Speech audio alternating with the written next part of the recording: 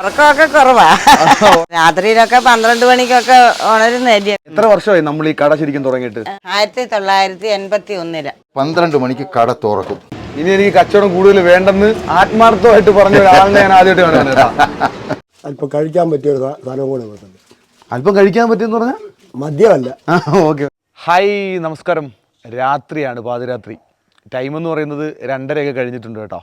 ഞാനിപ്പോൾ ഉള്ള സ്ഥലം എന്ന് പറയുന്നത് പത്തനംതിട്ട ജില്ലയിൽ കലഞ്ഞൂർ എന്ന് പറഞ്ഞിട്ടുള്ള സ്ഥലമാണ് കേട്ടോ. കലഞ്ഞൂർ മഹാദേവ ക്ഷേത്രം അല്ലേ? മഹാദേവ ക്ഷേത്രത്തിൻ്റെ തൊട്ടടുത്തായിട്ട് ഒരു അമ്മച്ചി നടത്തുന്ന കടയുണ്ട്. വർഷങ്ങളായിട്ടുള്ളൊരു കടയാണിത്. നമുക്ക് ധൈര്യമായിട്ട് വന്നിട്ട് ഈ അപ്പമൊക്കെ ഇങ്ങനെ കയ്യിലെടുത്ത് വെച്ചിട്ട് ചമ്മന്തിയൊക്കെ ആയിട്ട് കഴിക്കാം. നല്ല തിരക്കുണ്ടാകുന്ന ഒരു കടയാണ്. അപ്പോൾ ഞാനിവിടെ വന്നിട്ട് കുറേ നേരമായി. അപ്പോൾ ഇവിടെ വന്നപ്പം കടയൊക്കെ ഓപ്പൺ ആകുന്നേ ഉള്ളൂ.